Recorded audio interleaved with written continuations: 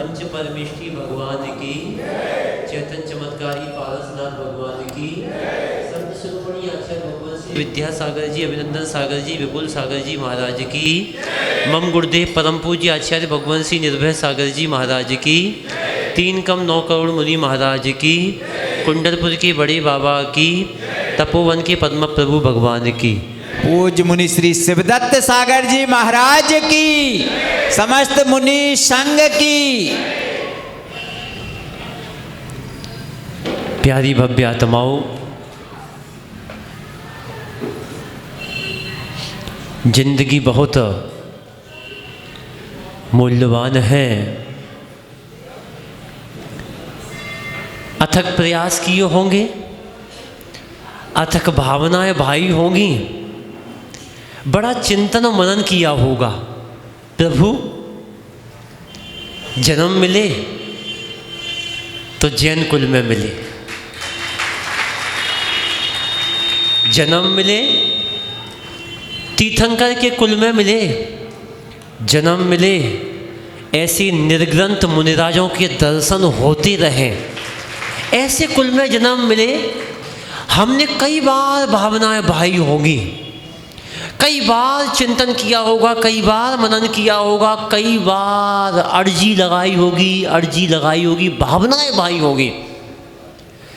वो पुण्य हमारा अथक प्रयास करने के बाद ऐसा उदय में आया कि हमको सब कुछ मिला, जो नहीं सोचा था वो भी मिला, उम्मीद से दुगना मिला। अच्छा कुल, अच्छे माता पिता, अच्छा धर्म, अच्छे संस्कारवान, सब कुछ। और सबसे बड़ी बात, ऐसे गांव में, ऐसे शहर में हमको जन्म मिला जहां चलते फिरते मुनिराजों के दर्शन अनायास हमको हो जाते हैं। लेकिन हमारा नाम अच्छे काम में आएगा या बुरे में आएगा?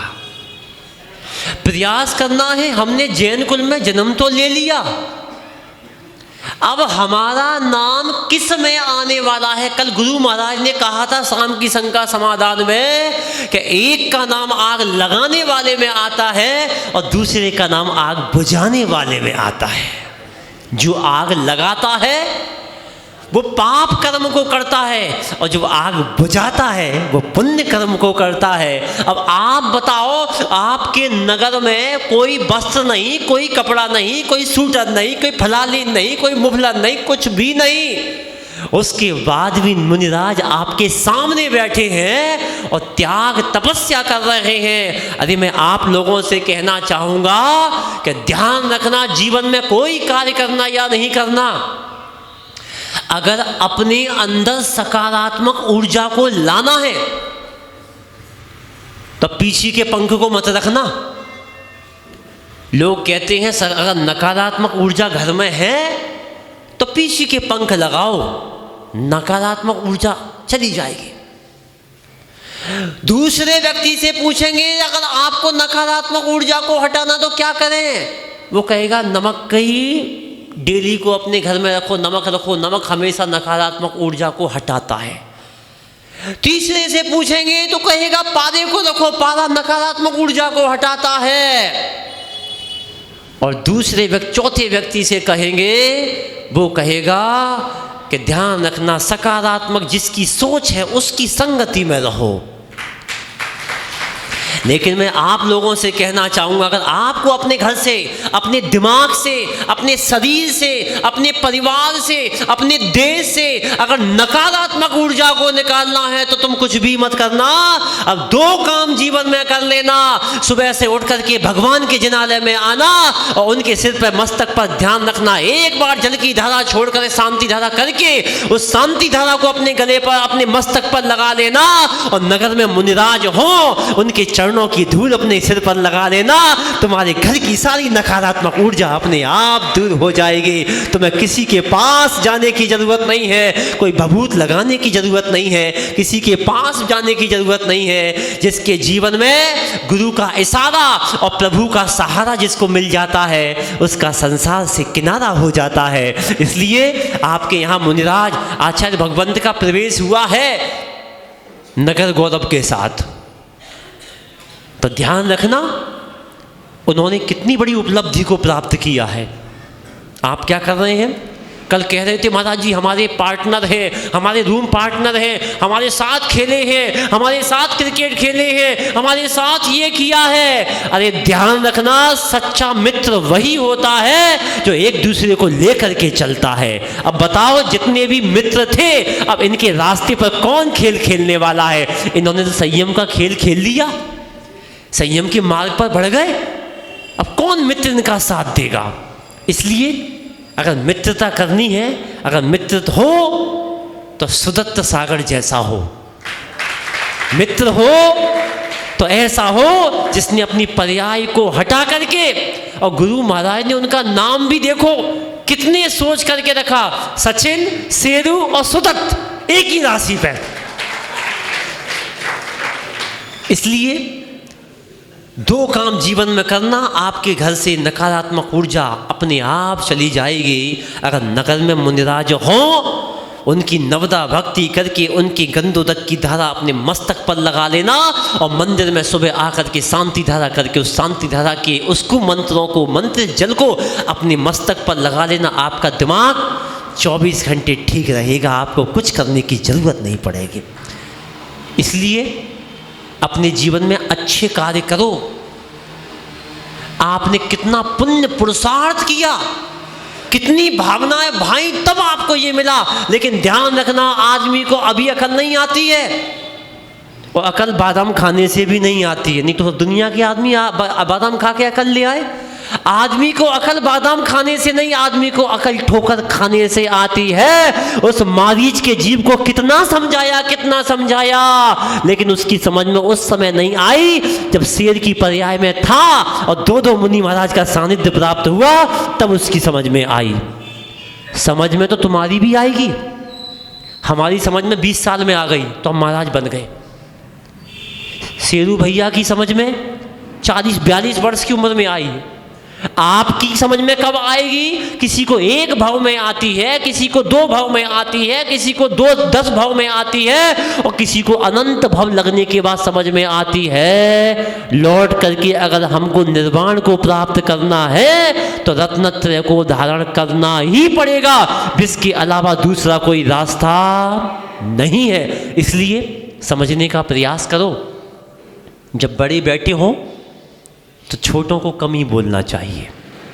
फिर भी गुरु आज्ञा का पालन करते हुए गुरु महाराज ने कहा था 9:30 तक बोलना, फिर भी मैं 1 मिनट पहले ही अपनी वाणी को यहीं विराम देते हुए गुरु महाराज से निवेदन कर रहा हूँ। भगवान, हम कुछ नहीं दे सकते, हम तो तुच्छ प्राणी हैं, लेकिन आप बहुत कुछ दे सकते हैं।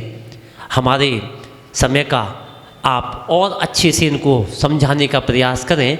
हम कम बोलकर ही इसी में खुश रह करके आप ये माइक आपके पास पहुंचा रहे हैं। आप अपनी मंगल देशना से अपने इन सभी भक्तों के लिए जो ठंड में सूटर पहन के, बिना सूटर के, बिना उसके और धोती दुपट्टे में यहाँ आए हैं, आप अपनी मंगल देशना से इन सभी भक्तों को कृतार्थ करें। नमोस्तु नमोस्तु नमोस्तु। सभी लोग हाथ जोड़े, आँख बंद करिए, रीढ़ सीधी करिए, गहरी सांस लो, धीरे धीरे छोड़ो, मन को एकाग्र करिए, आँख बंद करिए, गहरी सांस लो। अपने दोनों पैर को ध्यान में लाओ कि मैं पालथी मार के बैठा हूँ। इस पैर को जानने वाला मैं एक चैतन्य आत्मा हूँ। अपने धड़ को याद करो, पीठ, हाथों को याद करो, मैं हाथ जोड़कर बैठा हूँ। आँख बंद करके आप अपने आप को ध्यान में लाओ, अपने चेहरे को ध्यान में लाओ कि मैं आईने में अपना मुख देख के आया हूँ। मेरी नाक कैसी है, ओंठ कैसी हैं, गाल कैसी, माथा कैसा है। आप अपने आप को ध्यान लगाइए। इसके बाद इसके अंदर अपने शरीर को ध्यान में लाओ कि इसके अंदर हाड़, मांस, मज्जा आदि मल मूत्र भरा हुआ है। खाता रोटी हूँ, निकलता मल है, इसलिए शरीर मल का पिटारा है। इसके लिए मैं अपना मानता हूँ। आप पुनः अपने शरीर को ध्यान में लाओ। अब आप विचार करिए कि मैं घर में लेटा हूँ। ध्यान करो, जिस पलंग पर आप लेटते हैं उस पलंग को याद करो। उठ कर के घर के बाहर आए, घर वहीं हैं, मैं चल पड़ा। आप अपने घर को स्मरण में लाइए, घर वहीं है, मैं निकल पड़ा। जिस घर को मैं अपना कहता हूँ उसने मेरा साथ नहीं दिया, वहीं छूट गया।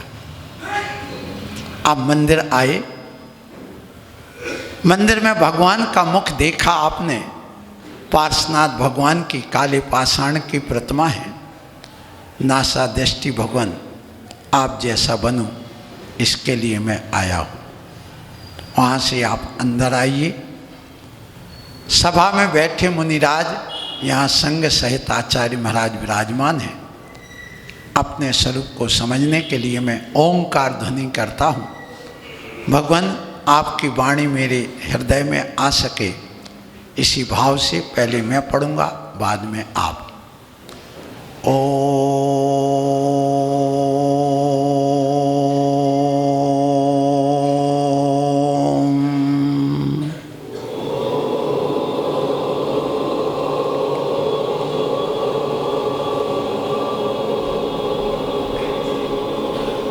नमो अरिहंताणं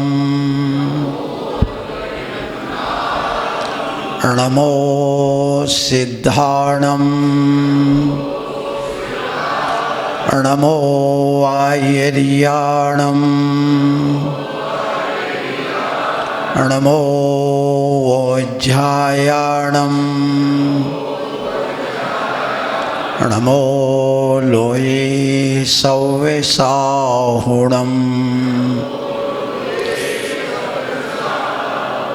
शासन नायक श्री महावीर भगवान की, आचार्य गुरुवर श्री विद्यासागर जी महाराज की, आचार्य गुरुवर श्री विपुल सागर जी महाराज की, आचार्य गुरुवर श्री अभिनंदन सागर जी महाराज की, आचार्य श्री निर्भय सागर जी महाराज की, समस्त आचार्य संघ की। बात प्रारंभ करूं। हम अतीत की ओर चलें। हमारी यात्रा कहाँ से प्रारंभ हुई है? कभी आपने सोचा हमारी यात्रा कहाँ से प्रारंभ हुई है? तो हमारे भगवान हमसे कह के गए हैं, काल अनंत निगोद मझार बीतो एक इंद्री तंधार। अनंत काल से हम निगोद में रहे हैं। अनंत काल से, उस निगोद से हमारी यात्रा प्रारंभ हुई है। और यात्रा करते करते करते करते करते यहाँ तक आ गए हैं जहाँ हम आज यहाँ गुना नगर में मनुष्य पर्याय में हाड़ पिंजरा के इस मकान में रह रहे हैं। मिट्टी के नहीं, किसके? हाड़ पिंजरा के मकान में। क्योंकि आत्मा मकान में नहीं रह रही, मकान में तो शरीर रह रहा है। आत्मा किस में रह रही है? इस शरीर में रह रही। इस शरीर में कैद है। कभी आपके मन में ऐसा विचार आया कि मैं कैद हूं, मैं कैदी बन के रह रहा हूं? ऐसा किसके मन में विचार आया? नहीं आया। लेकिन सम्यक दृष्टि के जीव अंदर ही विचार आता, मैं कैदी बना बैठा हूं। अब विचार लो, कितने लोगों को लगता कि इस शरीर में मैं कैद होकर रह रहा हूं? जिसको लगा वो सम्यक दृष्टि है। बस इतना ही सम्यक दृष्टि की पहचान हो गई। और यदि नहीं लगा तो भावना पैदा करो, इस शरीर से मैं कब मुक्त हो जाऊं? ये नहीं मेरा शरीर खराब ना हो जाए, मैं सुंदर बना रहा हूं, मैं ये ओढ़ लूं, मैं वो पहन लूं, मैं ऐसा सुन लूं, मैं ऐसा कर लूं। ये जितने भी झगड़े होते वे सब शरीर के कारण होते हैं। और जितना भी ये वैभव है वो सब शरीर को कारण से बना, और कोई कारण नहीं। भोग भी भोगते तो शरीर के लिए भोग रहा है, आत्मा के लिए नहीं। आत्मा का भोग कौन भोगता है? चैतन्य का भोग है क्या? कभी आपने विचार किया? ये है ज्ञान। ज्ञान समानना सुख को कारण क्या है? रोटी कहते नहीं, ये तो शरीर के लिए है, ये मकान शरीर के लिए, ये पैसा शरीर के लिए, ये परिवार शरीर के लिए, और प्रेम भी तुम करते हो शरीर से। बस भावनाएं भर पैदा करते हो तुम अपने मन से, आत्मा से, बाकी सारी क्रियाएं तुम शरीर से करते हो।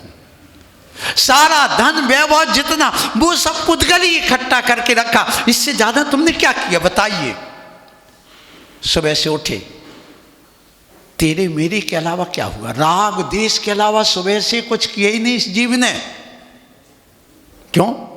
सुबह उठे, अरे मुंह से बदबू आ रही, तो क्या हो गया? दोष हो गया। हाँ, मुंह बहुत साफ हो गया, अच्छा हो गया, तो क्या हो गया? राग। फिर कहा, अरे ये शरीर अच्छा नहीं, थोड़ा स्नान कर लो। आपने स्नान किया, हाँ बस, अरे ये कपड़ा गंदा, अलग करो, तो द्वेष हो गया। ये कपड़ा बहुत, साड़ी बहुत अच्छी है, इसको पहन के चलो, तो क्या हो गया? राग हो गया। फिर इसके बाद में अब वहां से चले बाहर चले, अरे तुम कैसे आदमी हो, तो क्या हो गया? दोष। अरे तुम बहुत अच्छे आदमी हो, तो क्या हो गया? राग। फिर इसके बाद में मंदिर आए, अरे तुमने ये कैसे बिछा के रखा, ये बेंच कैसे रखा, विचार करना, ये राग देश के कारण सारे वो होते। तुम्हें क्या, इन महाराजों को भी राग देश हो जाते?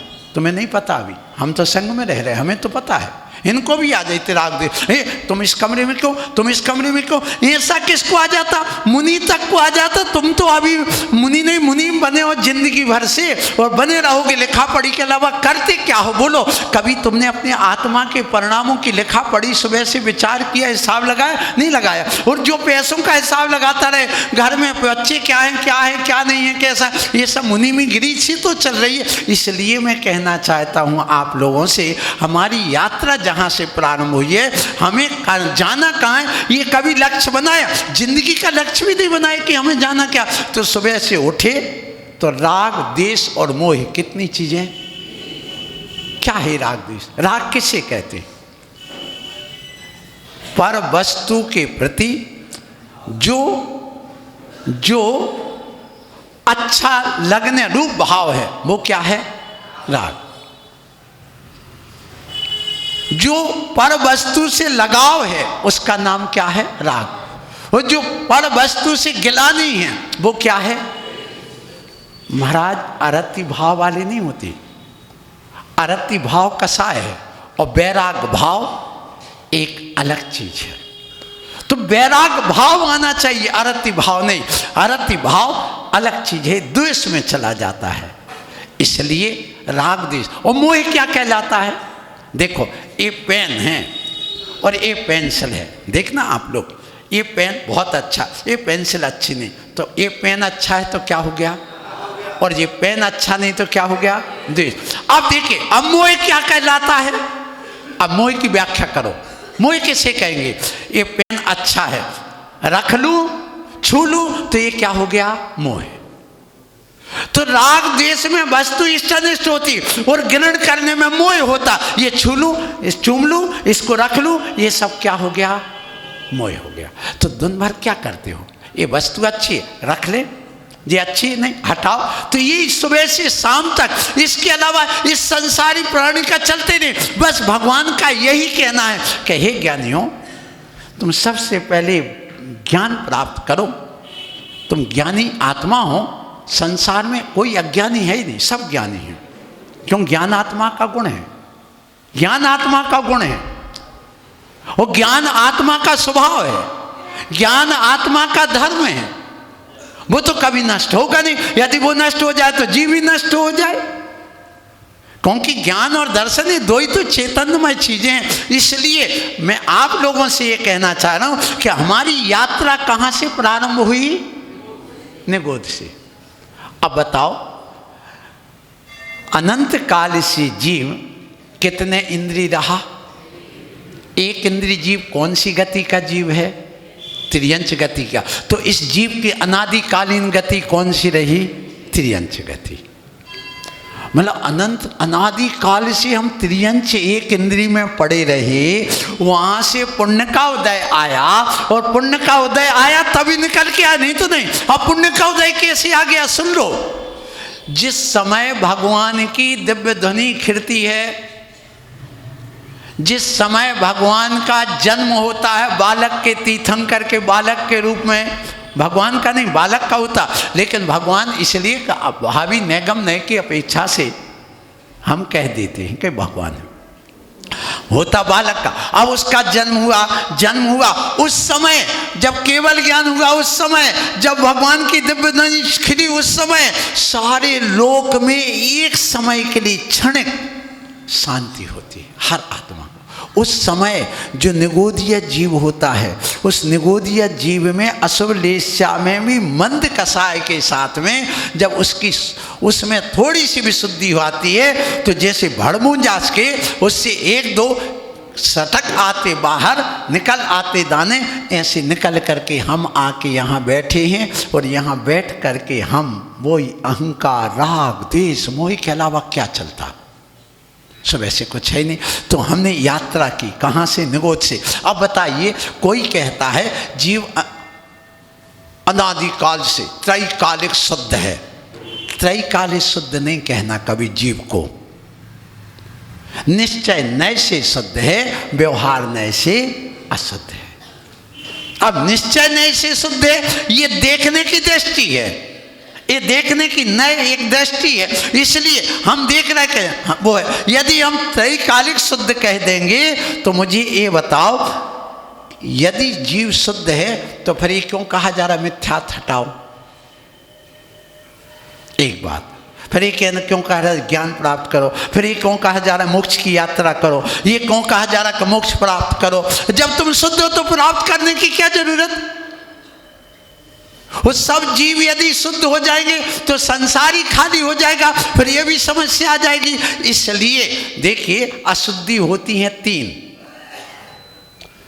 एक संयोग, एक संश्लेष, समझ में आ रही कि नहीं? ये दो अशुद्धि, और एक होता है संबंध तादात्म्य। तो संबंध हो गए तीन कौन कौन से?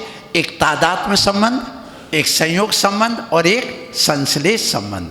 तो संयोग संबंध क्या कहलाता? पति पत्नी का संयोग कौन सा है? संयोग संबंध है। जो दो पदार्थ जो अलग अलग हो करके भी अपने एक कहलाते हैं, वो संयोग संबंध कहलाता है। पति पत्नी है तो ये दो मिल करके एक कहला रहा है, परंतु क्या एक दूसरे में घुस रहे हैं? क्या एक में एक दूध पानी की तरह मिल रहे? नहीं। तो ये कौन सा संयोग होगा? संयोग संबंध। ये मकान और मालिक का संबंध कौन सा है? संयोग संबंध। गुरु और शिष्य का संबंध कौन सा है? संयोग संबंध है। तुम्हारी गाड़ी और ड्राइवर का संबंध कौन सा है? संयोग संबंध। तो ये संयोग संबंध तुमने बना रखे। अब देखिए, अब उसमें भी अशुद्धि होती है। जैसे कोई की पत्नी किसी दूसरे पर पुरुष से संबंध बनाए तो अशुद्ध मानी जाएगी कि नहीं? बोलिए, बोलो, मानी जाएगी ना? शील भंग होगा उसका। इसका मतलब ये हो गया कि वो अशुद्ध हो गई। अब इसी वजह से तो अग्नि परीक्षा हुई। किसकी? तो ये अशुद्धि वैसी भी होती है। अब देखिए, दूसरी होता है कि आपने जैसे यहाँ पर हल्दी आई, अब हल्दी में आपने मिट्टी मिला दी तो क्या हो गया? वो संयोग संबंध हो गया, अशुद्धि हो गई। अब दूध में पानी मिलाया तो एक में हो गया, उस संश्लेष संबंध कहलाता। तो अब विचार करना, आत्मा के साथ में कर्मों का संबंध संयोग संबंध नहीं है। कौन सा है? संश्लेष संबंध है। वो कब से? अनादि काल से। इसलिए आचार्य कुंद स्वामी के बाद में जो हमारे उमा स्वामी हुए, जिन्होंने तत्वार सूत्र लिखा है, उन्होंने कहीं ये नहीं कहा अनादि शुद्धे च, उन्होंने क्या कहा? अनादि संबंधे च। अर्थात इस आत्मा का कर्मों के साथ कब से संबंध है? अनादि। बस उस अनादि काल से जो संबंध को प्राप्त कर्म है उनको हटाना है। उनको हटाने के लिए हम यहाँ ठंड सहन कर रहे, हमने कपड़े उतारे, हम दिगंबर मुनि बने, हम ऐसा परिसर सहन कर रहे, एक बार भोजन कर रहे, इसी के लिए तुम पूजा कर रहे, इसी के लिए तुम मंदिर बना रहे, इसी के लिए प्रतिमा रख रहे हो, इसी के लिए प्रवचन सुन रहे हो, इसी के लिए स्वाध्याय कर रहे हो। नहीं तो इसकी ज़रूरत क्या है? क्यों कहा जाता स्वाध्याय करो? मिथ्यात्व को हटाओ, इसका मतलब मिथ्यात्व रूपी अशुद्धि हमारी आत्मा में घुसी है, उसको निकालो, बस इतना करना। तो इन सब करने के लिए मनोज भैया आप इतनी दूर से प्रवचन सुनने आए हैं, दर्शन करने आए हैं, मुगावली बहुत पास में नहीं है, दूर है। अब आपसे मैं पूछता हूँ, आपने वो आप प्रवचन सुना है, आपकी भी लालसा बनी है, और आज भी मैं आप लोगों से कह रहा हूँ कि जीवन की यात्रा कहाँ से प्रारंभ हुई? मुगावली से हुई कि निगोद से? लेकिन हम क्या कह रहे हैं, हम तो मुगावली से आए हैं, लेकिन सम्यक दृष्टि क्या कहता, हम कहाँ से आए हैं? अब जाना कहाँ है? गुना? बिल्कुल नहीं, गुना नहीं, हमें कहाँ जाना है? मोक्ष। अब देखिए, अनादि काल से ये जीव निगोद में रहा, वो निगोद से निकल करके अब जाना चाह रहा है कहाँ पर? मोक्ष। और मोक्ष में क्या पाने के लिए? मुक्ति श्री से विवाह रचाने के लिए जा रहा है। सुनना, कब तक के लिए? अनंत काल के। 7 जन्म की बात नहीं है, हम 7 जलेंगे, 7 मरेंगे, 7 जन्म तक 7, ये कभी मत कसम खाना, नहीं तो 7 भाव तक तुम स्त्री बने रहोगे, निदान बंद कर लोगे। इसलिए नहीं, हम कब इससे मुक्त हो जाए ये भावना करो ना। ये अज्ञानी मोही रागी व्यक्ति ये कहता हम 7 जिएंगे, 7 मरेंगे, 7 जन्म तक 7 रहेंगे, ये नहीं, हमें इससे मतलब नहीं है। हम तो 7 तत्व का ज्ञान करेंगे और मुनि वरों के साथ रहेंगे, ये भावना 7 तत्व का ज्ञान करो कि मैं एक जीवात्मा हूँ, अखंड हूँ। इस बात को समझने के लिए मैं आज भूमिका बना रहा हूँ, फिर आगे आपका चलता रहेगा। फिर इसके बाद में सुनिए, आपने यात्रा प्रारंभ की, तो जब ये यात्रा करता, एक बालिका होती ना, छोटी लड़की, वो नहीं जानती ससुराल क्या कहलाती और मायका क्या कहलाता है। जब वह बड़ी हो जाती है, उसको विवेक जागृत हो जाता है कि माँ बाप ने जन्म दिया है, मेरा संबंध यहाँ तब तक है जब तक मैं पूर्णता वयस्क नहीं हुई हूँ, उसके बाद ये मेरा घर नहीं होगा, नहीं होगा, नहीं होगा। ये कौन कहते? अंदर से वो लड़की भी ऐसा सोचती है, भावना भाती है, उसके अंदर वो धारणा बन जाती है। ये ध्यान रखना।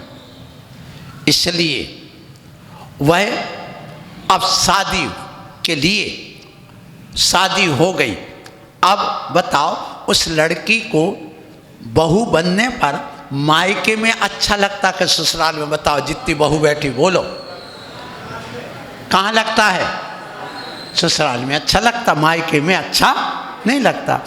जब तक उस लड़की को ज्ञान नहीं था तब तक माँ बाप अच्छे लग रहे थे, और जब ज्ञान हो जाता तो उसके सारे वैभव सब उसके घर के अच्छे नहीं लगते, फीके लगते। अब उसको याद आती ससुराल की, वो जाना चाहती ससुराल, भले मायके में रह गई हो, लेकिन रह रह करके याद आएगी किसकी? ससुराल की। इसी प्रकार जब तक ये जीव अज्ञानी था, मिथ्या दृष्टि था, तब तक उसके लिए संसार अच्छा लग रहा था, और जब उसको याद आने लग जाती, अपनी आत्मा की बोध हो जाता है, तो उसके लिए मोक्ष रूपी ससुराल अच्छी लगने लग जाती है। इसलिए जीव का मायका क्या है? निगोद। जीव का मायका क्या है? निगोद। और ससुराल क्या है? मोक्ष। बस ये ध्यान रखिए, क्योंकि अब तुम ज्ञानी बन चुके हो। अब ज्ञानी बन करके उस आत्मबोध को प्राप्त करो, और फिर अब अपनी यात्रा को, अब संसार की यात्रा नहीं, मोक्ष की यात्रा प्रारंभ करो। और ध्यान रखना, सुबह से कहते हैं बेटा जाओ, ये चावल लेके मंदिर जाओ। मैंने अभी वहाँ पर भी कहा था, पुनः कह रहा हूँ, क्या? जब व्यक्ति सुबह से उठ करके चाबी लेकर के दुकान की ओर जाता है, एक भाई, और एक भाई चावल लेकर के धोती दुपट्टा पहन करके मंदिर की ओर जाता है, दोनों में क्या अंतर है? दोनों में जमीन और आसमान का अंतर है। जो व्यक्ति चाबी लेकर के दुकान की ओर जा रहा, उसी रोड पर, उसी मार्ग पर, वह है संसार मार्गी, और जो चावल लेकर के मंदिर की ओर जा रहा वह है मोक्ष मार्गी। बस मोक्ष मार्ग में और संसार मार्ग में यही अंतर है, क्योंकि ये भावों की परिणति है, हमारे विचारों की परिणति है। हमें कहाँ जाना है? बस सुबह से उठो, मोक्ष मार्गी बनो। यदि तुम वास्तव में सम्यक दृष्टि भव्य जीव हो तो, और नहीं हो तो फिर जिंदगी चले रही, अनंत काल हो गए, और भी अनंत काल व्यतीत करते जाओ, चले ही रहा है। ये तो चलते ही रहेगा, संसार तो कभी खाली होने वाला है ही नहीं, ये तो निश्चित है। बिल्कुल पक्की बात रखना, संसार कभी खाली नहीं होगा। तुम ये मत सोचो सब मोक्ष चले जाएंगे तो संसार में कौन रहेगा। अरे बुद्धुओं, इतना तो सोचो तुम, हमारे भगवान बुद्धू नहीं थे, हमारे भगवान बुद्धू नहीं थे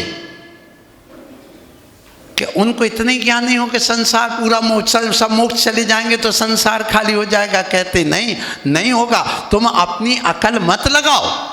आजकल तो भगवान को दोष दे देते, भगवान के लिए भी बहुत कुछ कह देते, अरे भगवान ने ऐसी क्यों व्यवस्था करी, सबको मोक्ष में भेज देंगे तो संसार खाली नहीं हो जाएगा। वो दशा हो रही है। देखो एक बार क्या हुआ, एक बहुत तेज पानी बरस रहा था और एकदम बादल हो गए और बिजली गिरी, और बिजली में तड़कन हुई, और बिजली जब गिरती है तो उस समय आवाज़ भी आती और प्रकाश भी होता। और एक दारू पीने वाला जा रहा था, उसके साथ में 2-3 लोग और थे। चलते चलते उसने देखा कि यहाँ पर बहुत पानी भरा हुआ है, जबकि वो पानी रोड पर था और गड्ढा में ऐसा लग रहा था जैसे रोड हो। तो उसने सोचा मैं यहाँ पानी में डूब ना जाऊँ, और वो थोड़ा आगे बढ़ा झूमता हुआ, और झूमते झूमते जैसे उसने पैर बढ़ाया उसी समय बिजली चमकी और वो धड़ाम से वो गड्ढे में गिर गया। वो कहता दूसरे, अरे यार भगवान भी क्या मजाक करता है, कितना बुद्धू है, मुझे गड्ढे में पटक करके फोटो खींचता है। बताओ किसको दोष दे रहा। वो दारूखोर स्वयं अपनी गलती से तो किस में गिर रहा है, गड्ढे में, और दोष किसको दे रहा है। कहीं ऐसी दशा तुम लोगों की तो नहीं हो रही, तुम दूसरों को दोष देते चला, अपनी तो गलती देख नहीं ना कि मोह के मद में मैं घूम रहा हूँ, मोह मुझे परेशान कर रहा है और मैं दूसरों को दोष दे रहा। ये बहू ऐसा करती है, लड़का ऐसा करता है, ये जेठानी ऐसी करती है, सास ऐसी करती है, ये देवरानी ऐसी करती है, ये नंद ऐसा करती है, ये भाई ऐसा करता है, हमारा चाचा ऐसा करता। और ये दोष की वजह से आज अदालतें भरी पड़ी हैं। और यदि ये ज्ञान हो जाए तो अदालत जाएगा कौन, बोलो। जाने की जरूरत ही नहीं पड़ेगी अदालत। इसलिए यहाँ कहा जा रहा है कि देखो हमारी यात्रा कहाँ से प्रारंभ हुई और कहाँ पूर्ण होगी, मोक्ष में। तो हमें क्या करना, मोक्ष जाने के लिए यात्री बनना पड़ेगा। और उस यात्रा में जो आगे निकलता वो कहलाता है मोक्ष यात्री। कौन सा? मोक्ष यात्री। तो अब यात्री है, यात्रा करेगा तो मार्ग चाहिए, तो मार्ग पर चलो। उस मार्ग का नाम क्या है? मोक्ष मार्ग। कौन सा मार्ग? तो हमें कौन से मार्ग पर चलना सुबह से उठ करके? मोक्ष मार्ग पर। मोक्ष मार्ग पर चलने के लिए सबसे पहले क्या करना पड़ेगा? अब मेरी भूमिका बनी है प्रवचन की, ध्यान रखना। सुबह से उठो, सबसे पहले हाथ जोड़ो। क्या जोड़ना? हाथ जोड़ना। और हाथ जोड़ करके आप ऊपर की ओर देखो। मेरा लक्ष्य कहाँ है? सिद्धालय जाने। सिद्धालय कहाँ है? ऊपर है। आप ऐसे 3 आवर्त करके मन से, वचन से, काय से मैं नमस्कार करता हूँ। किनको? सिद्धों को। अब वो सिद्ध कहाँ है? सिद्धालय पे सिद्ध सलाह में बैठे हैं। अब उसके बाद आपने क्या किया? अब सिद्धालय के दर्शन करना है तो आप ऐसे हाथ खोलिए, दोनों मिलाइए। मुसलमान जैसे नमाज पढ़ते ना तो भी क्या देखते? दूज का चांद। और तुम क्या देखते हो? सिद्ध सिला। एक कर दर्शन। सुबह से उठ करके सबसे पहले जिनेंद्र का भक्त कर दर्शन करता है। कर दर्शन में ही कर्तव्य छुपा हुआ है। कर दर्शन में भी हमारा कर्म छुपा हुआ है। कर दर्शन में ही हमारा पुरुषार्थ छुपा हुआ है। कर दर्शन में ही हमारी सिद्ध परमेष्टि और आत्मा छुपी हुई है। तो सुबह उठ करके क्या करना? सबसे पहले कर दर्शन। कर दर्शन कैसे करोगे? ऐसे हाथ जोड़ोगे तो देखिए 8 अंगुली हैं, उसके नीचे एक चंद्रमा बन गया। क्या बन गया? चंद्रमा। ये क्या है? सिद्ध शिला है, सिद्धालय। फिर इसके बाद में 8 अंगुली ऊपर है, 8 अंगुली 8 कर्म से रहित, 8 गुणों से सहित सिद्ध परमेष्टि के प्रतीक है। फिर इसके बाद एक एक अंगुली में 3-3 भाग, तो कितने हो गए? 24 भाग हो गए। तो तीर्थंकर कितने हैं? 24। अब देखिए हमारी किस्मत में क्या लिखा है? हमारी किस्मत में सिद्ध शिला लिखी है, हमारी किस्मत में 24 तीर्थंकर रखे हैं। तो फिर किस्मत को दोष काय को दे रहे?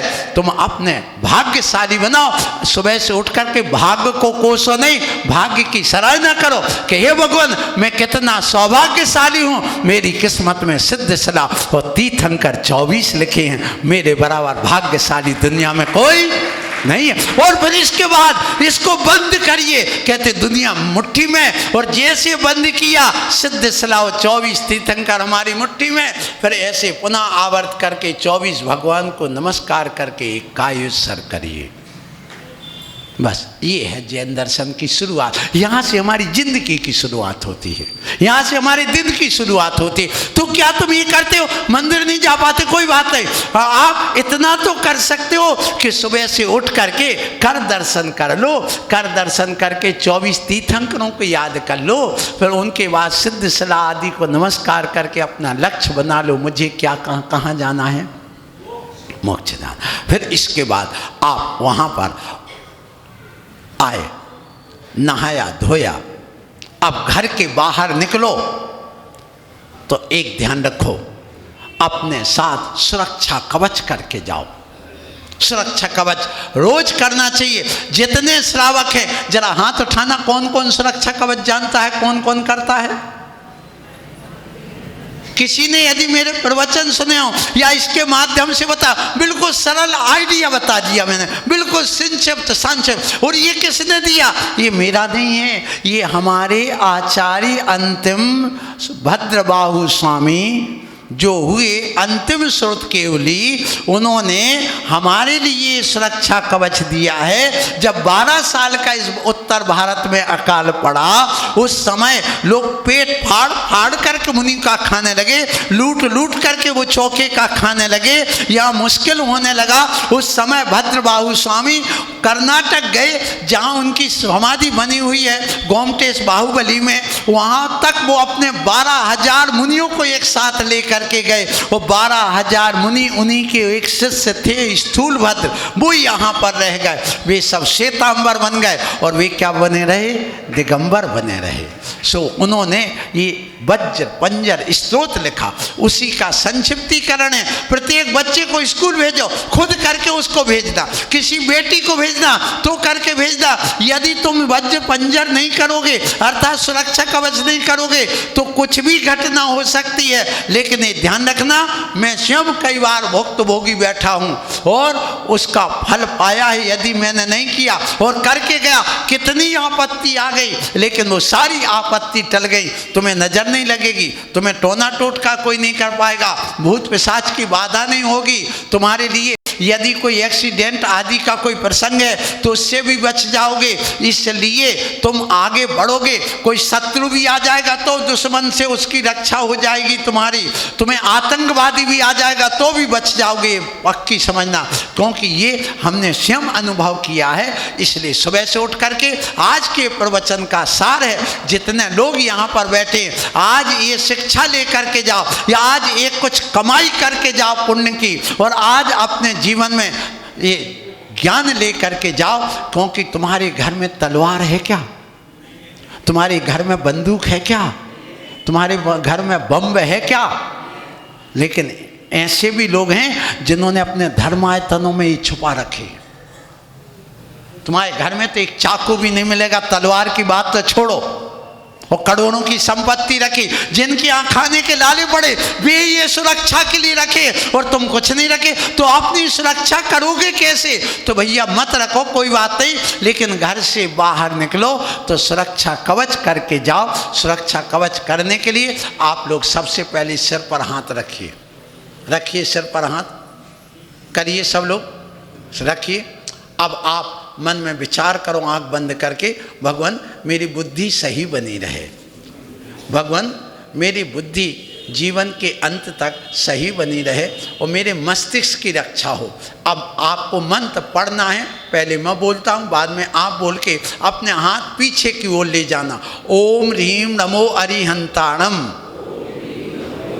इधर देखो ऐसा करना, ओम ह्रीम नमो अरिहंताणम। अब मुख पर हाथ रखिए, यूं रखिए। अब मुख को हमने ढक लिया, मुख पटांबर अर्थात मुख को खोलना है। आंख बंद कर लो, मन में विचार करो, भगवान मेरी इंद्रियां जीवन के अंत तक सही काम करती रहें और मेरे मुख की रक्षा हो। अब बोलो ओम ह्रीम नमो सिद्धाणम, बोलो। अब हाथ अलग करिए और मेरी तरफ देखिए, ऐसा करना, ओम ह्रीम नमो सिद्धाणम। अब ऐसे हाथ रखो उल्टे, ऐसे एक दूसरे। अब मन में विचार करो, भगवान इस शरीर में जो भी भूत पिशाच व्यंतर नजर टोना टोटका की बाधा हो वह सब दूर हो, और इस शरीर में कोई रोग शोक व्याधि हो वह दूर हो, और हमारे जीवन के अंत तक ये 8 अंग सुरक्षित रहें। अब नमोकार मंत्र का यह पद जो मैं बोल रहा हूँ उसको बोल के पूरे शरीर को स्पर्श करना। ओम ह्रीम नमो आयरियाणम, जहाँ दर्द है वहाँ 2-3 बार कर लो। ओम ह्रीम नमो आयरियाणम, ओम ह्रीम नमो आयरियाणम। गर्दन दर्द कर रही तो ऐसे ओम ह्रीम नमो आयरियाणम, ओम ह्रीम नमो आयरियाणम, ओम ह्रीम नमो आयरियाणम 8-9 बार कर लो। फिर आप देखना कि आपका दर्द दूर हुआ कि नहीं, होगा, पक्की बात है। फिर इसके बाद ऐसी उंगली करो कि मेरे हाथ में तलवार है, किसी की हत्या करने के लिए नहीं, मैं अहिंसक हूँ, बल्कि आत्मरक्षा के लिए मेरे हाथ में तलवार है। जो भी भूत पिशाच व्यंतर भाग जाए, कोई भी शत्रु है, आतंकवादी टोना टोटका वाला सब भाग जाए, मेरी रक्षा हो। और बोलो ओम ह्रीम नमो ओज्झायाणम। अब दाहिने हाथ की उंगली ऊपर करो, राइट हैंड, और सिर के ऊपर यूं घुमाइए। आप अपने विचार करो, यहाँ बैठे बैठे आंख बंद करके, ये जिस भवन में बैठा हूँ इसके चारों ओर एक बाउंड्री बन गई है, आप ध्यान लगाओ। और जितने भी जिनेंद्र भगवान के जो भी देवी देवता यक्ष यक्षिणी वे मेरी चारों ओर सुरक्षा में, क्योंकि मैं जिनेंद्र का भक्त हूँ, इसलिए ये चारों ओर मेरे देवी देवता खड़े हो गए हैं। अब आप जिस घर में रहते हो ना, उस घर में आप अपने छत पर ध्यान लगाओ कि मैं छत पर खड़ा हूँ, और जो दीवार बनी चारों ओर, इस चारों ओर दीवार में जितने भी हमारे पूर्वज दादा दादी नाना नानी जो स्वर्गवासी हैं, वो जो देव बने वो हमारी रक्षा में चारों ओर पुलिस की तरह खड़े हो गए हैं। और इस घेरे के अंदर अब कोई भी शत्रु प्रवेश ना करे, चोर डाकू प्रवेश ना करे। और बोलिए ओम ह्रीम नमो लोये सव्य साहुणम, बोलो ओम ह्रीम नमो लोये सव्य साहुणम। अब इसके बाद में आप आजू बाजू स्पर्श करो जमीन को, हाथ रखो। अब मन में विचार करो, इस घेरे के अंदर कोई भी भूत पिशाच व्यंतर आदि हो वो बाहर जाएं, और मेरे जीवन की, परिवार की, धर्म की रक्षा हो। अब हाथ जोड़िए।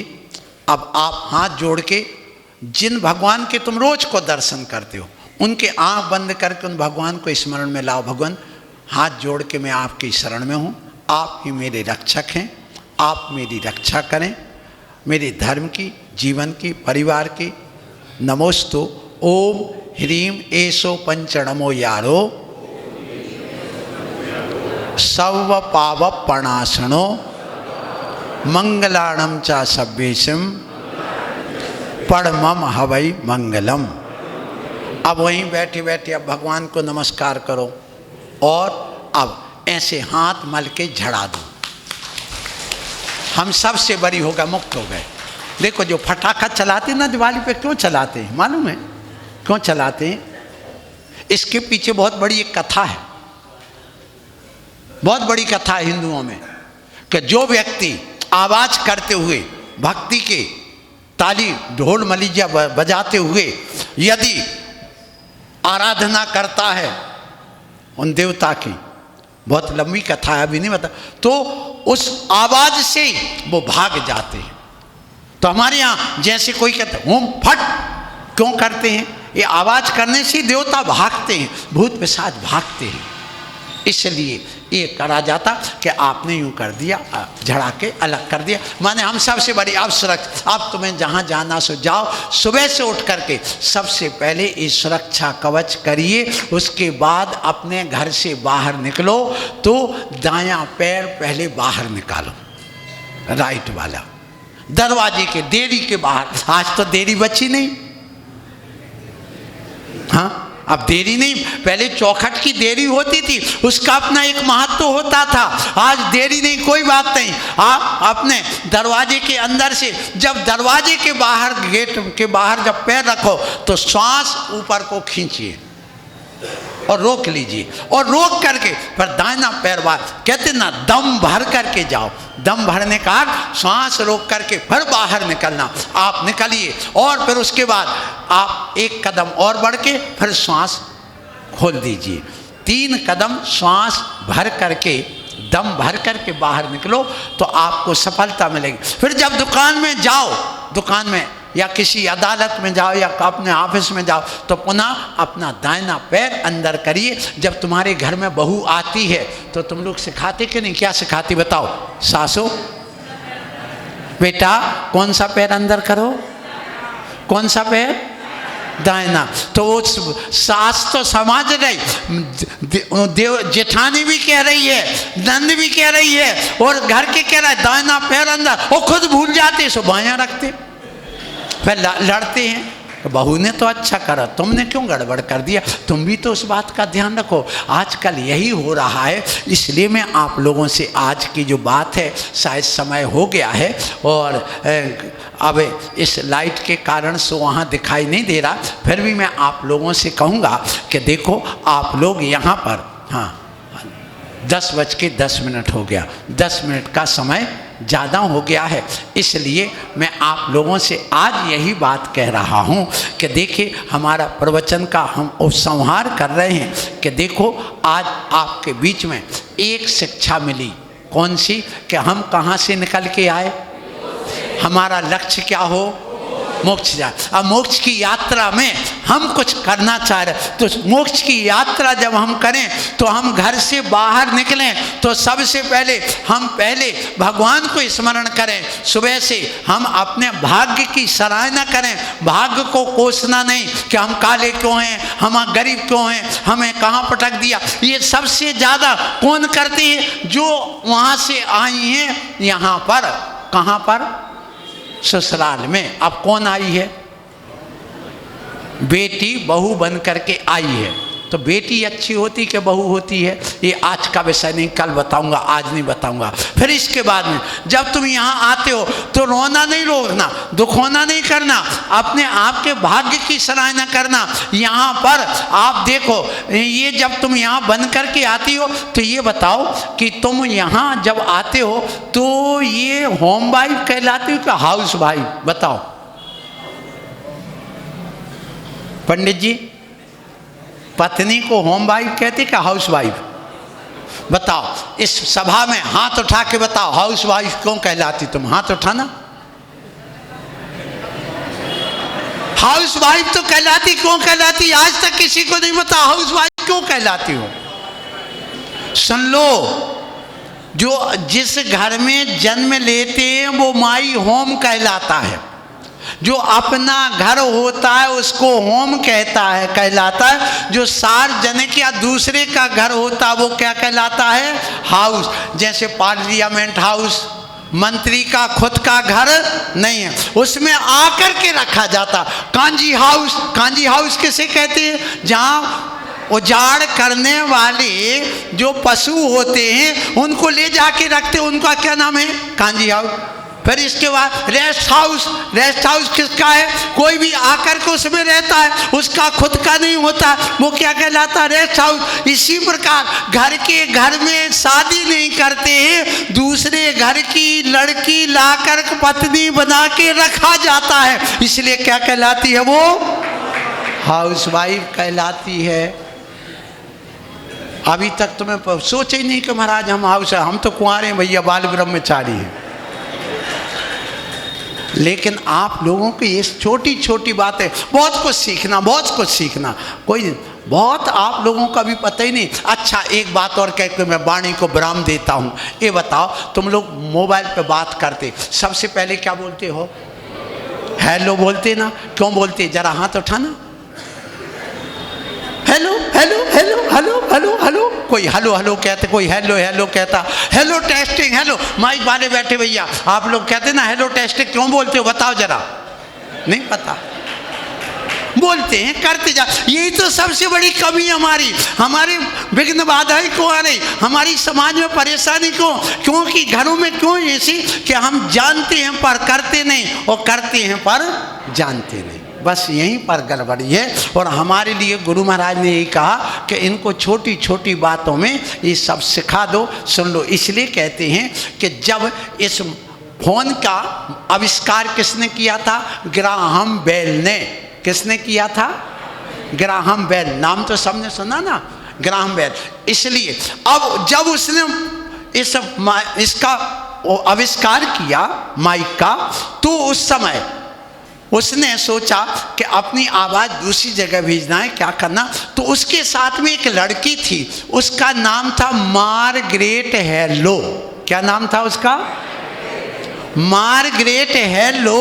और ग्राहम बेल दोनों ऐसे थे कि उनमें दोस्ती थी, दोस्ती के बाद में उनमें प्यार भी हो गया, फिर दोनों अपने साथ भी रहने लगे, पत्नी बना लिया, सब कुछ हो गया। अब उसमें जब सफल हो गए, एक कमरे में पीछे बैठा है ग्राहम बेल, और सामने दूसरे कमरे में 50 फीट दूरी पर बैठा दिया मार्गरेट हेलो को। तो अब क्या होगा? उसने कहा टेस्टिंग हेलो। हेलो किसका नाम था? माने वो कहते हेलो, मैं अपना परीक्षण कर रहा हूं, आवाज आ रही क्या? तो वो कहते हाँ बेल आ गई। क्या आ गई? बेल किसका नाम था?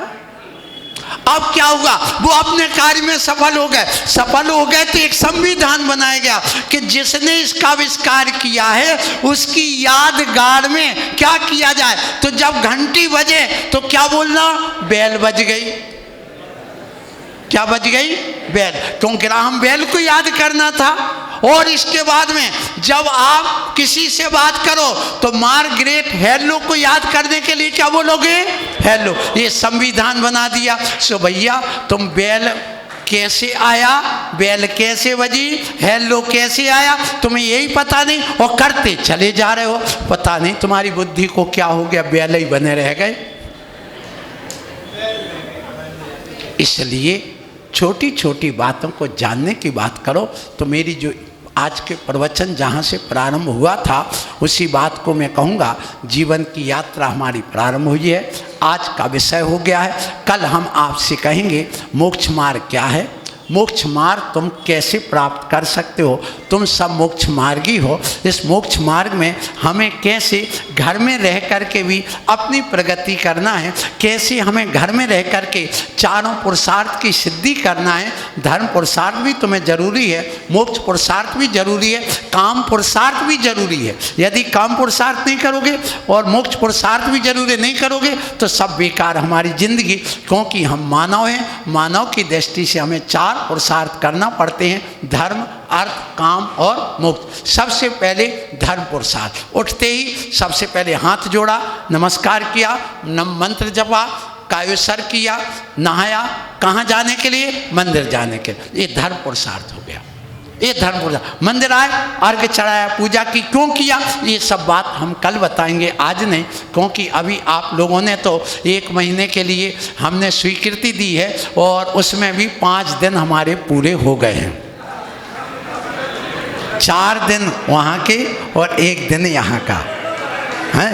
अच्छा चलो, वो ब्याज में गए, चलो ब्याज में दे दिए। चलो आज का पहला प्रवचन मान के चलिए, यहाँ से पहला दिन हो गया।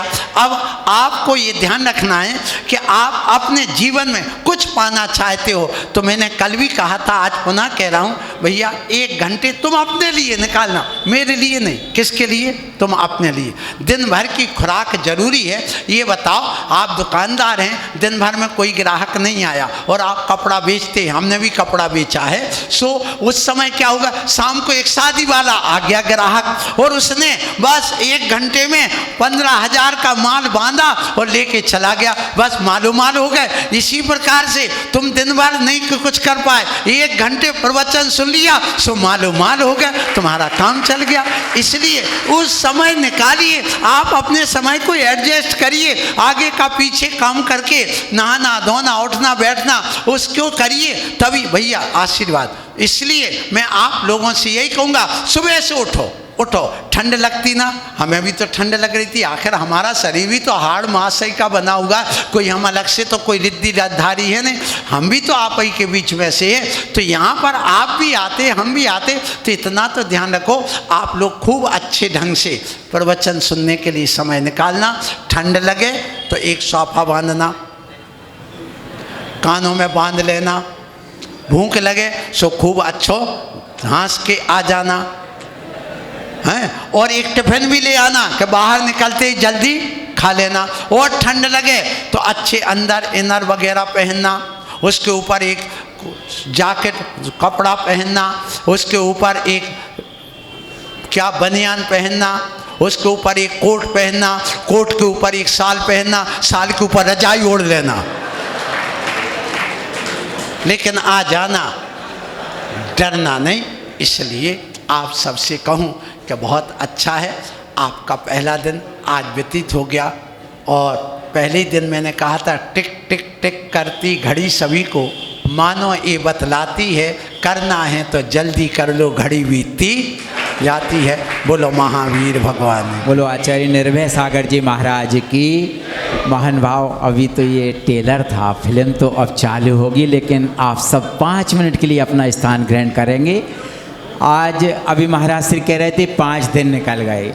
महाराज श्री अभी तो आप आए हैं और वास्तव में कब जाएंगे, क्योंकि ये गुना वाले हैं। आने के लिए तो ठीक है, लेकिन जाने के लिए महाराज श्री हम चाहते हैं कि आज पूरी समाज यहाँ पर मात्र 5 मिनट लगेंगे। प्रबंध कारिणी समिति सबसे पहले आएंगी। अध्यक्ष जी आप ऊपर यहाँ आ जाएं ताकि शुद्धि में बने रहें। एकता का प्रतीक एक श्रीफल पूरी प्रबंध कारिणी समिति यहाँ पर महाराज श्री के चरणों में अर्पित करे, ताकि पूरी शीतकालीन वाचना, क्योंकि कल से शीत लहर चालू हुई है, महाराज श्री आपका चरण गुना नगर में संघ सहित बने रहे। पूरी प्रबंध कारिणी समिति की ओर से श्रीफल अर्पित करेंगे। बहुत आदर के साथ आमंत्रित कर रहा हूं पुण्योदय तीर्थ क्षेत्र के अध्यक्ष मंत्री जी, कृपया पधारें और बेबी श्रीफल अर्पित करें। महाराज श्री से 2 महीने की वाचना के लिए गौशाला के अध्यक्ष मंत्री पधारें, बरखेड़ा कमेटी के अध्यक्ष मंत्री पधारें, कैंट छावनी के अध्यक्ष मंत्री, सभी मंदिरों के संयोजक और सह संयोजक कृपया पधार करके श्रीफल चढ़ा करके आशीर्वाद प्राप्त करें। मुनि संघ सेवा समिति के अध्यक्ष जी मंत्री जी कृपया पधारें, श्रीफल चढ़ा करके आशीर्वाद प्राप्त करें। युवा संगठन के अध्यक्ष मंत्री, Veer Shasan group man, Jain social group man, Jain social group Vardhman, Jain social group diamond कृपया पधारेंगे। अहिंसा ग्रुप के अध्यक्ष मंत्री पधारें। समय विद्या सेवा संगठन के अध्यक्ष मंत्री पधारें। 11 सदस्यीय कमेटी भक्तामर मंडल, असीमकालीन भक्तामर मंडल, सभी पाठशालाओं के अध्यक्ष मंत्री, सभी पाठशालाओं की संचालिका सह संचालिका जी पधारें। सभी महिला संगठनों की अध्यक्षा मंत्री महोदया कृपया पधार करके एकता का प्रतीक एक श्रीफल अर्पित करके पूज्य महाराज श्री के चरणों में 2 महीने के लिए महाराज श्री यहाँ पर रुके, ताकि आपके सानिध्य में हम ज्ञान अर्जन करने का सौभाग्य प्राप्त कर सकें। ऐसे वैज्ञानिक संत का सानिध्य पाकर गुना नगर अद्वितीय गुणोत्तर गुण को प्राप्त करे, ऐसी पवित्र भावना के साथ हम सब पूज्य महाराज श्री के चरणों में यहाँ पर, क्योंकि बहुत सारे लोग बाद में आए हैं, प्रतिदिन 8:30 बजे से आचार्य महाराज की पूजन प्रारंभ हो जाएगी। महाराज श्री सभी लोग मिलकर के पीछे वाले भी हाथ जोड़ करके वहीं से अपनी कृतकार्य अनुमोदना कर लें और अपनी अर्जी लगा लें। हाँ, ठीक है ना? हाँ, जितने भी लोग हैं सभी अपने हाथों का श्रीफल बना लें और महाराज श्री के चरणों में इस भावना के साथ अष्टद्रव्य का अर्घ्य गुरुवर की वाणी में माँ जिन वाणी समाई, भक्तों ने मिल कर के जय जयकार लगाई। कल युग में भक्तों को गुरुवर ही समय सार है, कि जग हितकार है, कि जग हितकार है।